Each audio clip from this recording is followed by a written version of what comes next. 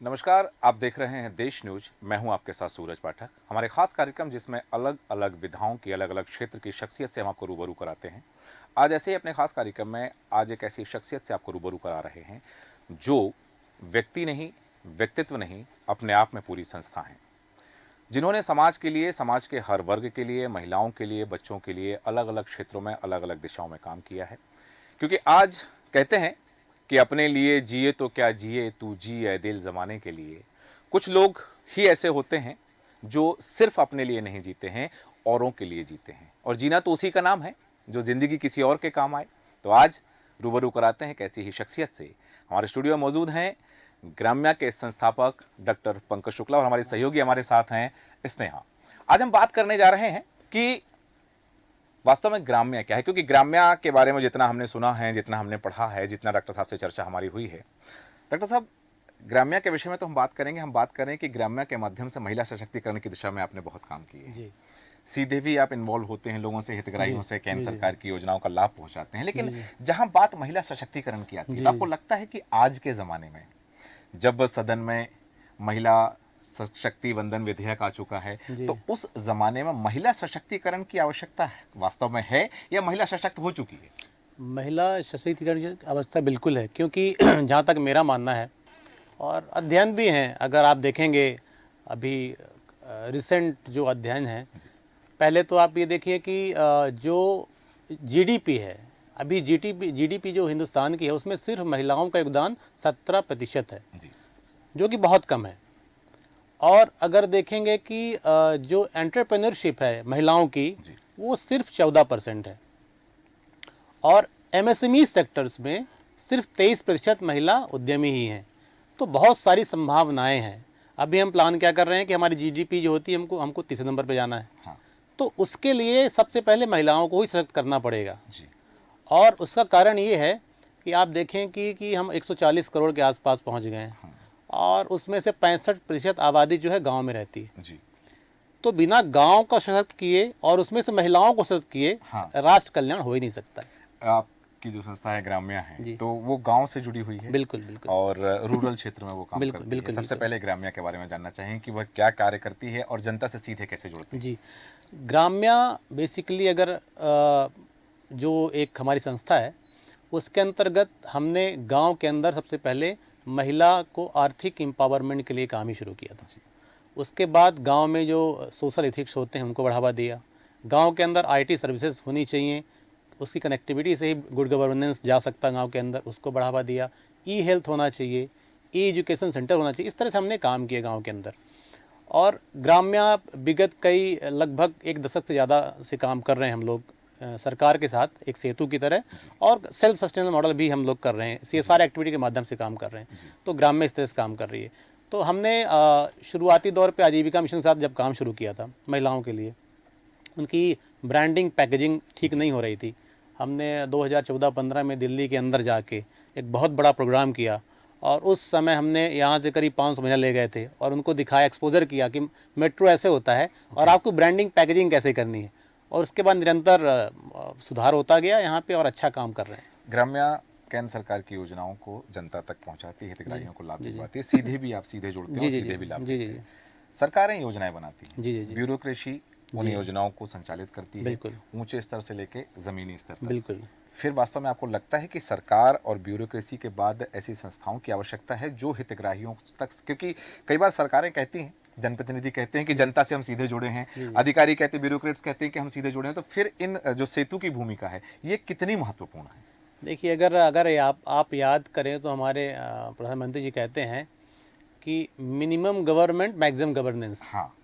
तो अगर प्रधानमंत्री जी ऐसा बोल रहे हैं, इसका मतलब सामाजिक संस्थाओं की जरूरत है उस कड़ी में जुड़ने के लिए। बिल्कुल। क्योंकि गवर्नेंस जो है, गवर्नेंस को हमको गांव तक, सुदूर क्षेत्र तक ले जाना है। जी बिल्कुल। तो निश्चित रूप से अकेले सरकार जनता चुनती है। हाँ। सरकार तो थोड़ी सी है, जनता बहुत ज़्यादा है। जनता जाता है। तो अगर हमको कनेक्ट करना है तो जनता के बीच से ही लोगों को आगे लेके आना पड़ेगा। वो सामाजिक संस्थाएं वही काम करती हैं। बिल्कुल जी। अब चूंकि हम महिला सशक्तिकरण की बात कर रहे हैं, तो स्त्री शक्ति हमारे साथ उपस्थित हैं, वो उनकी भी अभिव्यक्ति जिज्ञासाएं हैं। स्नेहा, आप डॉक्टर साहब से क्या बात करना चाहती हैं? बिल्कुल।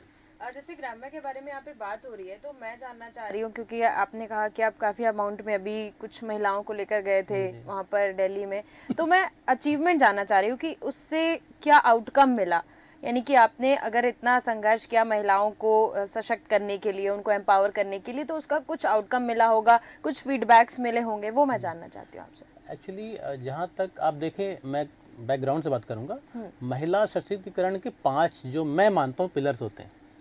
तो एक पिलर तो होता है कि उनको हम लोग सोशली एम्पावरमेंट करें, दूसरा होता है एजुकेशनल एम्पावरमेंट करें, तीसरा होता है कि हम उनको पॉलिटिकल एम्पावरमेंट करें, चौथा होता है कि हम उनका इकोनॉमिक एम्पावरमेंट करें, और 5वां साइकोलॉजिकल एम्पावरमेंट करें। तो वहाँ ले जाने का मकसद इस 5 पिलर्स को एड्रेस करना था।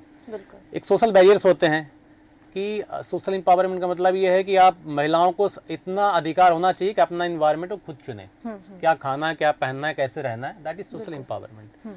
इसके बाद एजुकेशन की जहाँ बात होती है, तो आप देख के, पढ़ के और सुन के शिक्षा ले सकते हैं। तो देखना सबसे अच्छा रहता है, तो हमने उनको एक्सपोजर दिया वहाँ पे कि आप देखिए कितना अच्छा यहाँ पे एटमॉस्फेयर और कैसे आप आगे बढ़ सकते हैं। फिर इकोनॉमिक एम्पावरमेंट की बात आती है, तो ये आता है कि भाई आपके जो प्रोडक्ट्स हैं, अगर उनका दाम 10 रुपये गाँव में मिल रहा है, यहाँ पे 50 रुपये मिलेगा, तो आपको 40 रुपये ज़्यादा मिलेगा। एक एम्पावरमेंट वो हुआ। तो बेसिकली मेरा कहने का मतलब ये है, जो हमने एक्सपोजर दिया उनमें कॉन्फिडेंस बूस्टअप हुआ। और ये उसके बाद से लगातार यहाँ पे आज मध्य प्रदेश में देख लीजिए लगभग 4.49 लाख SHGs हैं, और जो कि 49 लाख परिवार होते हैं। अगर पूरे हिंदुस्तान की बात करें तो आज डेट में 90 लाख सहायता समूह है, जो कि 9 करोड़ परिवार होते हैं। तो बहुत बड़ा अमाउंट है। तो बहुत सारी सरकारें स्कीम्स ला रही हैं और हम लोग इसमें काम कर रहे हैं उस तरीके। स्कीम्स की आपने बात कही, तो एक और योजना है केंद्र सरकार की है जिसके माध्यम से ये था कि ये रोजगार का विकास होगा। जी जी जी। हम बात करें आजीविका मिशन। बिल्कुल बिल्कुल। आजीविका मिशन के माध्यम से कौशल उन्नयन करना, कौशल विकास करना, और फिर रोजगार की दिशा में या स्वरोजगार की दिशा में आगे बढ़ना। जी जी जी। आपको लगता है कि वह जो योजना है वह अपने सकारात्मक स्वरूप को प्राप्त कर पाई है या उसमें कुछ सुधार की आवश्यकता है? मेरा व्यक्तिगत मत ये है, जहाँ तक मैं काम करता हूँ, तो डे NRLM जो है, दीनदयाल अंत्योदय राष्ट्रीय ग्रामीण आजीविका मिशन जिसको बोलते हैं, 2011 में स्थापना उसकी हुई थी। और उसके बाद से सतत विकास में होता रहा, कुछ चेंजेस भी होते रहे और होते रहेंगे फीडबैक के हिसाब से। अभी जैसे मैं गांव में जाता हूं, SHGs काम करती हैं, और SHGs के अंदर कई बार ये होता है कि उनको उस तरह का मार्केट नहीं मिलता है। ठीक है, तो सरकार ने तो स्कीम्स बनाई, उनके कर्मचारी लिमिटेड रहते हैं, रिसोर्स में काम करते हैं, तो फिर हम लोगों का वहाँ रोल आता है। जैसे अभी मैंने ग्राम्य स्टोर पोर्टल डिजाइन किया और हमने दुबई में स्टोर खोला अपना, कि यहाँ को वैश्विक बाजार मिले। सरकार के लिए वो संभव नहीं था कि दुबई में जाके बाजार करें, तो हमने वो काम किया। हम अभी केनिया नैरोबी में काम करने जा रहे हैं उस महिलाओं के लिए, वो प्रोडक्ट, गाँव के प्रोडक्ट वहाँ जाएँ। तो इस तरीके से मैं ये मानता हूँ, जैसा हम कर रहे हैं, सरकार को भी थोड़ा सा एडवांसमेंट लाना होगा। अगर इकोनॉमिक एम्पावरमेंट ज़्यादा करना है तो इकोनॉमिक एडवांसमेंट लाना पड़ेंगे, तरीके एडवांस करने पड़ेंगे, और सरकार शायद उसमें बहुत आगे कर रही है। और मेरे हिसाब से बहुत कुछ गुंजाइश जो करना बाकी है अभी। आपके मन में कैसे ख्याल है कि, क्योंकि आपके लिए तो बहुत सारी उपलब्धियां थी, अपॉर्चुनिटी थी कि आप किसी भी क्षेत्र में जा सकते थे, कुछ कार्य कर सकते थे इस दिशा में, और यही कार्य करने का विचार आपके मन में कैसे आया? देखिए, बेसिकली मेरे रूट्स गाँव से हैं, और बचपन से मैंने देखा है गाँव में अभी तो बहुत सारी सुविधाएँ हैं। तब सड़कें नहीं होती थी, हॉस्पिटल्स नहीं होते थे, सबसे ज़्यादा गांव में गरीबी रहती थी। एक आध परिवार सक्षम रहता था, बाकी लोग गरीब रहते थे। दो बातें सुनी मैंने, एक अभी आपने कहा कि गांव में गरीबी रहती है, और एक मैंने बहुत दिनों से, बहुत अरसे सुना है कि भारत गांव में बसता है। जी बिल्कुल, अलग अलग बातें हैं, दोनों एक ही हैं? दोनों एक ही बातें हैं। भारत गांव में बसता है, तो इसका मतलब गरीबी को सही करना पड़ेगा अगर भारत का विकास करना है तो। जी बिल्कुल। तो राष्ट्रीय ग्रामीण जो ये योजना आई, शहरी ग्रामीण विकास योजना, ग्रामीण मिशन, उसमें गाँव के अंदर सस्टेनेबल लाइवलीहुड क्रिएट करना था, उनके जो फाइनेंशियल एक्सेस उनको देनी थी। तो वो मुझे अच्छा लगा। तो मैं पेशे से डॉक्टर भी हूँ मैं, तो परहित सरित धर्म नहीं भाई, पर पीड़ा सबने गंवाई। तो परोपकार सबसे बड़ा धर्म है। तो एक तो सेटिस्फेक्शन होता है कि हमने कुछ किया है। मैंने आज तक मध्य प्रदेश में ही अगर देखें तो 50,000 ज़्यादा परिवारों को हमने 10,000 के ऊपर इनकम प्लान में ले गए। क्या बात है। पिछले एक दशक में। तो मेरे अंदर एक विचार आया। फिर मैं जब गांव में जाता हूं, और अभी भी सतत मैं सीख रहा हूं। जैसे अभी एक सर्वे आया था कि अगर ई केंद्र जैसे सरकार स्थापित करे, आप बात करें थे क्या गुंजाइश जी है, जी जी बिल्कुल। स्किल डेवलपमेंट सेंटर गवर्नमेंट डाल रही है, हाँ। लेकिन एक्सेस क्यों नहीं हो पा रहा है?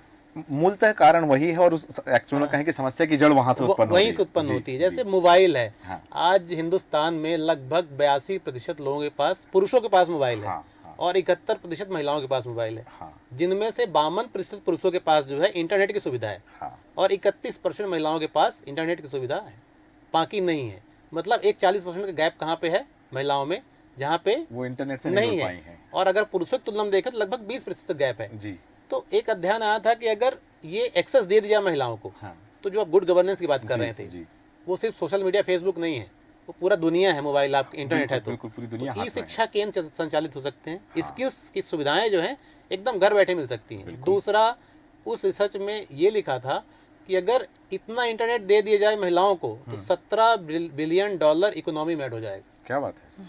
एक तीर से दो निशाने हो सकते हैं।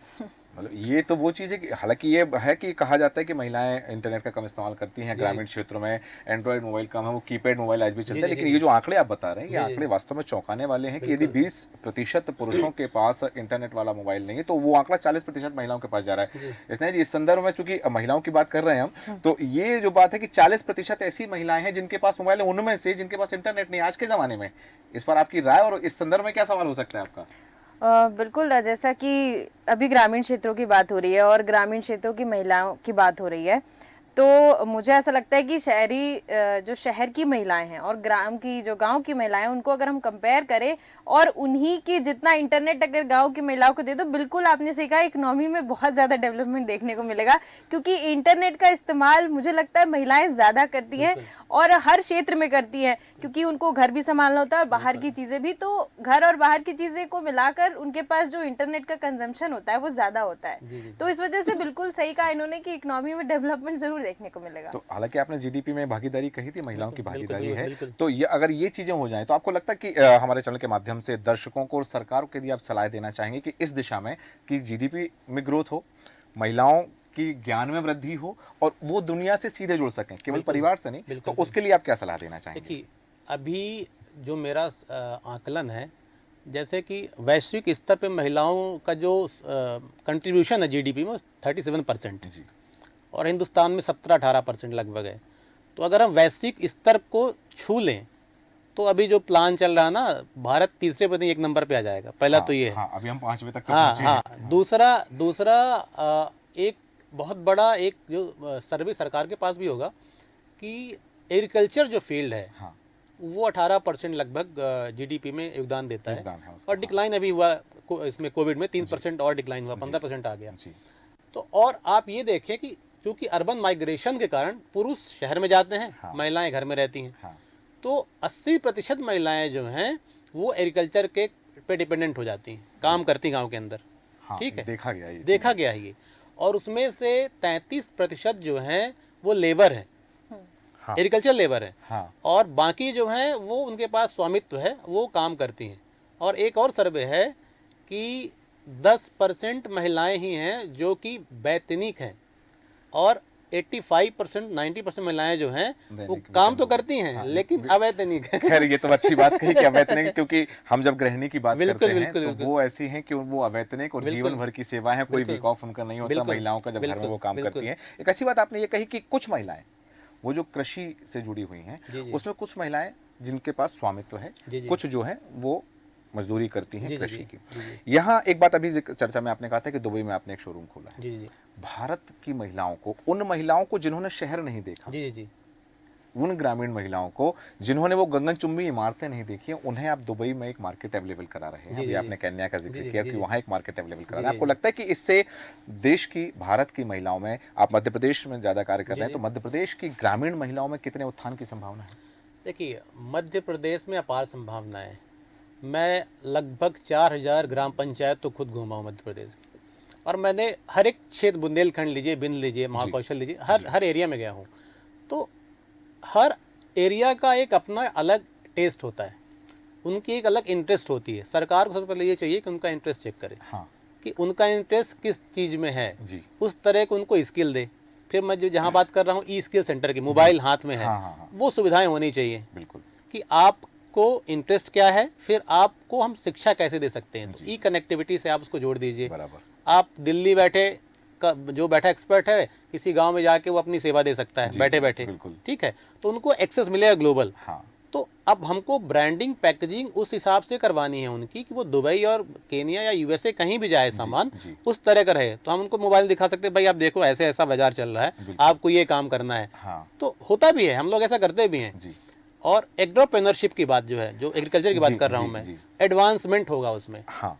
अभी तो वो अपना जो सामान लेके खेत में चले जाते हैं और काम करके चले जाते हैं, लेकिन एडवांसमेंट जब आएगा तो जो फार्मिंग को डबल करना है, इनकम डबल करने का प्लान जो था उस पर सरकार लगी है, निश्चित रूप से डबल हो जाएगी। क्योंकि महिला में बहुत शक्ति होती है, ये तो तय है। महिला जननी, उसके पास ही अधिक पावर है कि वो जन्म दे सकती है। बिल्कुल बिल्कुल। और अगर वो इंसान को जन्म दे सकती है तो विकास को निश्चित तौर से जन्म दे बिल्कुल सही बात आपने कही कि महिला है, जी जी, वो यदि सोच ले, वो चाह ले, वो दृढ़ निश्चय कर ले तो कुछ भी कर सकती है। इतिहास से लेकर वर्तमान तक ऐसी अनगिनत महिलाओं की नजीर हमारे सामने। लेकिन यहाँ एक बात अभी आपने और कही कृषि को लेकर के महिलाओं का।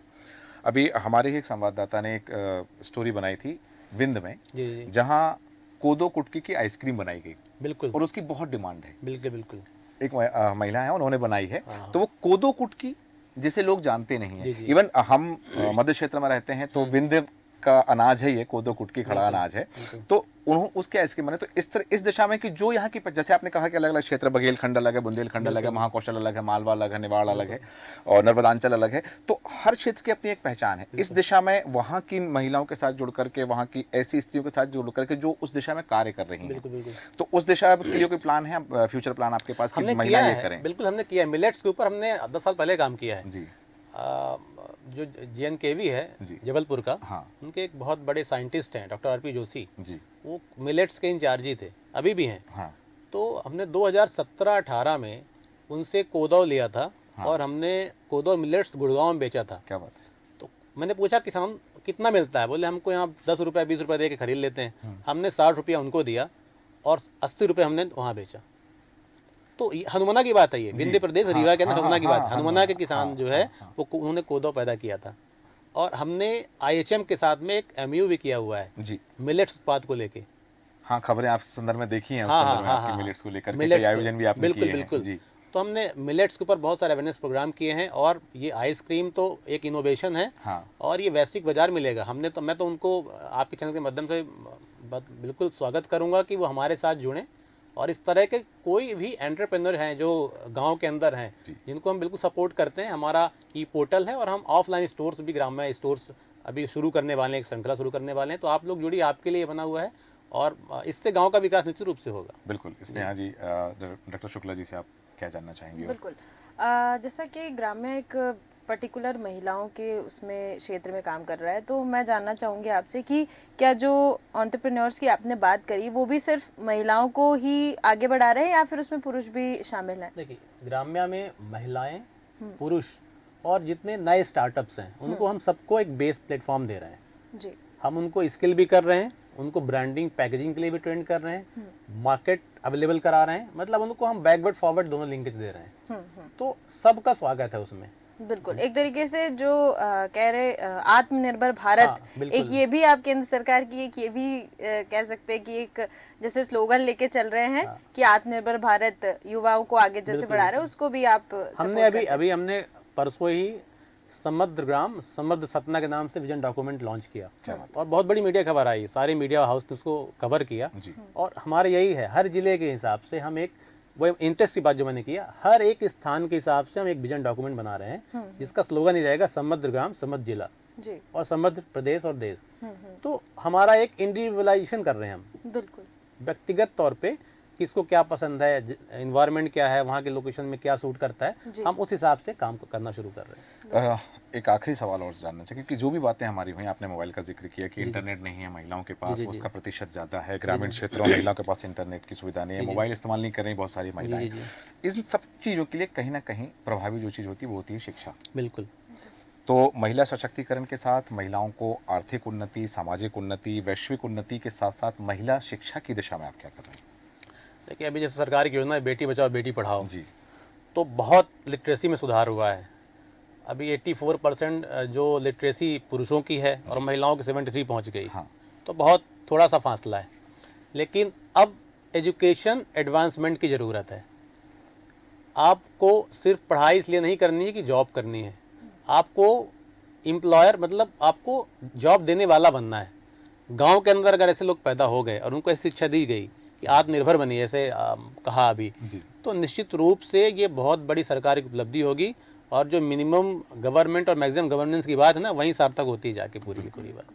चूंकि आपसे चर्चा करना बहुत अच्छा लग रहा है और बहुत सारी नई बातें हमें भी जानने मिल रही है, हमारे दर्शकों को भी जानने मिल रही है, पर चूंकि समय की सीमा है, समय अनुमति नहीं देता, इसलिए चर्चा को विराम देंगे। लेकिन अगली बार हम फिर आपसे कुछ और बिंदु पर चर्चा करना चाहेंगे। तब तक के लिए इजाजत चाहेंगे। बहुत धन्यवाद, आप हमारे स्टूडियो में आए और दर्शकों को आपने सारगर्भित जानकारी दी और महिला सशक्तिकरण की दिशा में जो चीज़ें आपने बताई हैं कि महिला सशक्तिकरण की दिशा में क्या क्या काम हो रहे हैं, और वो जो आंकड़े हैं, कुछ आंकड़े चौंकाने वाले हैं कि महिलाओं के हाथ में मोबाइल नहीं है और जिनके हाथ में है उसमें से ऐसी 40% महिलाएं पुरुषों की अपेक्षा जो इंटरनेट का इस्तेमाल नहीं करती। आज बिना इंटरनेट के, बिना एंड्रॉयड मोबाइल के, बिना दुनिया से जुड़े जीवन की कल्पना नहीं की जा सकती। ऐसी स्थिति में भी महिलाओं का एक प्रतिशत है जिनके हाथ में मोबाइल तो है लेकिन उसमें इंटरनेट नहीं है। तो यदि वो महिलाएं इंटरनेट से जुड़ जाती हैं और उस दिशा में, जैसा कि ग्राम्या और डॉक्टर शुक्ला जी लगातार काम कर रहे हैं, तो उस स्थिति में, उस अवस्था में देश ही नहीं पूरा विश्व विकास करेगा। और जब भारत की महिलाएं वैश्विक स्तर पर अपना प्रतिनिधित्व स्थापित करेंगी, तो वो जो बात आई है कि आज हम विश्व में 5वीं अर्थव्यवस्था है,